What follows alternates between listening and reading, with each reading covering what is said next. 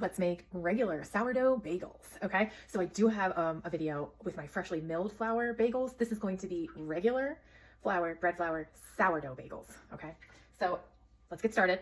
I have my active starter. This is a really easy recipe because I like to make this recipe at night before I go to bed. So it's like after dinner time. I'm making this at like 6:30 at night, and it's gonna rise all night. We're gonna divide it in the morning. We're gonna boil and bake in the morning. There's no stretching and folding. It's the easiest recipe ever. So we've got our active sourdough starter. We're going to use 100 grams of active sourdough starter, okay? So let's put 100 grams in here. Okay. Then we need 2 teaspoons of salt. Sorry for my crazy dog in the background. 2 teaspoons of salt. Okay, then we're going to need 40 grams of maple syrup or honey, your preference. I'm just a maple syrup girl. So we need 40 grams of that. I love a good overnight recipe where I don't have to do a thing, especially with sourdough. No stretching and folding. I actually don't eat sourdough because I can't eat fermented foods, but my entire family loves these and I also sell them. So this is a part of my sourdough journey. I can make it, but I can't eat it. All right, then we're gonna zero it out and we are going to do 260 grams of warm water.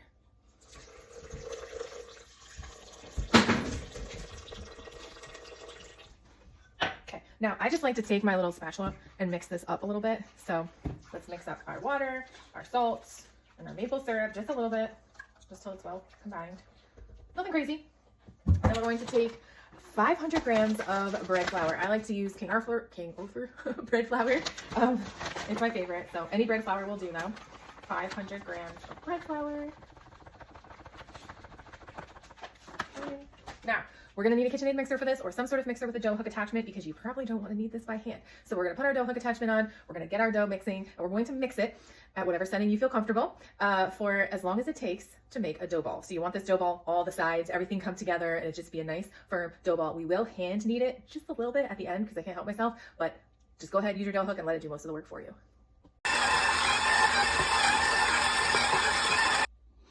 Okay, it's only gonna take a few minutes to combine your dough and looking like this. So there's nothing on the sides of the bowl. Now that everything is combined, go ahead and let this dough hook knead it for at least 5 to 10 minutes. We really wanna work the gluten strands into this dough ball. So 5 to 10 minutes after it's already combined. All right, our dough is done mixing. She was on there for about 8 minutes. And we're going to just lower her now, and we're going to take the dough hook off, clean off the dough hook. And this is what you're left with. This is what your dough should look like. This is going to make 6 bagels, so you can double the recipe if you have a big enough mixer. And then all I do is I just like to take the dough out, pop it on the surface, let's move our KitchenAid over. I just like to hand knead it just a little bit. So just kind of push and pull towards you like this. I think it just gives it that like nice smooth look and feel and really like gets all that elasticity in our bagels. So I have a nice big giant bowl.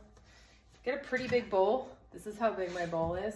She's gonna expand quite a bit, okay? So once you're done hand kneading her just a little bit, you've got this fully rounded dough ball that's not super sticky. You just go ahead, plop it in a bowl. I'm telling you, this recipe is so easy. Plop it in a bowl, and we're just gonna take some saran wrap. I prefer saran wrap because it won't get dried out during the night. She's gonna sit out all night long. Take some saran wrap, press and seal, whatever you have. We're going to cover it up. Let it get nice and sealed around the edges. You are literally going to leave this on your counter overnight, and we're gonna come back in the morning and we will make bagels. Good morning. It's now the next morning and we're gonna make some sourdough bagels in our bathrobes, okay? So get yourself a really big pot of water and then put 2 tablespoons of honey or maple syrup. I like honey in the water. This is very similar to my freshly milled flour bagel recipe.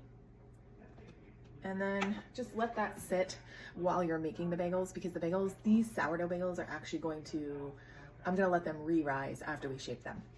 So, the reveal. Before we do the reveal, get yourself some tiny little pieces of parchment paper. I have 6, I only made 6 bagels. If you made 12, go ahead and cut 12. These are a lifesaver. So put those over here. Need yourself a little cutter, scraper, and your scale because we're going to measure these bagels because we want them to all look the same. So are you ready? Let's see what they look like. Boom. That is what happens to overnight sourdough bagel dough. All right. So she's not gonna need any flour.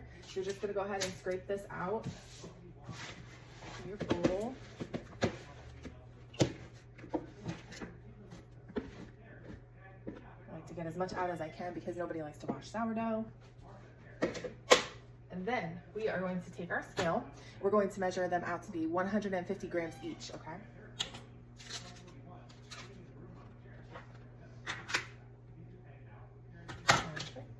Now, what I like to do with these is create little sourdough balls with them. So like your sourdough techniques pulling them towards you, I like to do that. So we're gently shaping them into little sourdough balls, okay?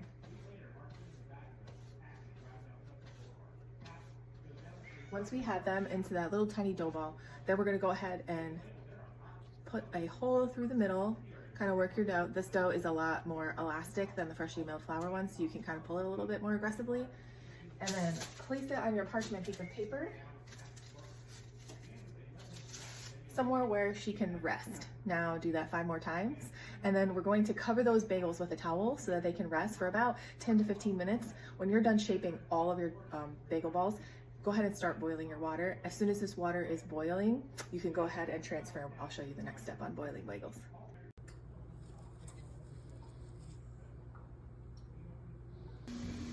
All right, now that our water is boiling and our bagels have sat for about 10 minutes, we're gonna get ourselves a piece of parchment paper and whisk up 1 egg. If you have an egg intolerance, you do not need it.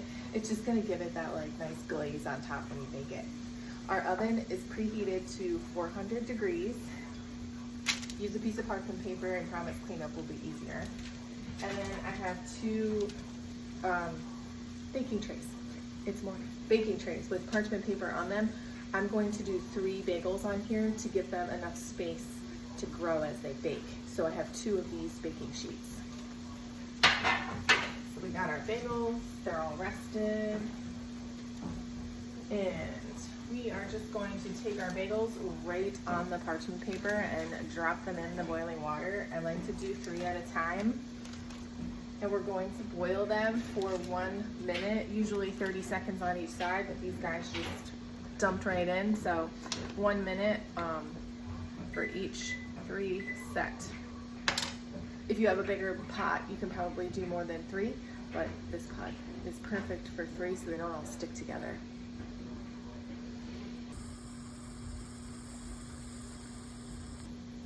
Okay, our 1 minute is up and we are going to scoop our bagels out with a slotted spoon and fish out the parchment paper that might stay behind.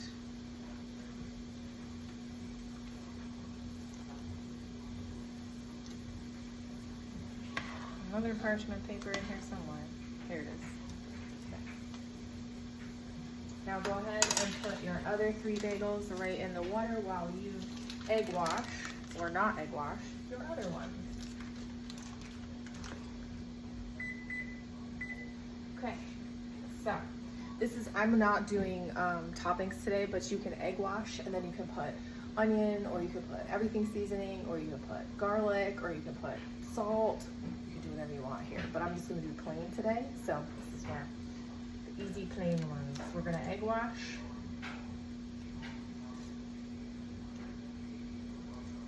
I like to egg wash on here and then transfer to the pan because the egg wash then doesn't make scrambled eggs on your pan. Then just transfer them to your pan. There we go, we got them on our pan, and then we're gonna go do the other 3 after we wash our hands. All right, everybody's egg washed and on their pan and ready to go in the oven, 400 degrees for 30 minutes.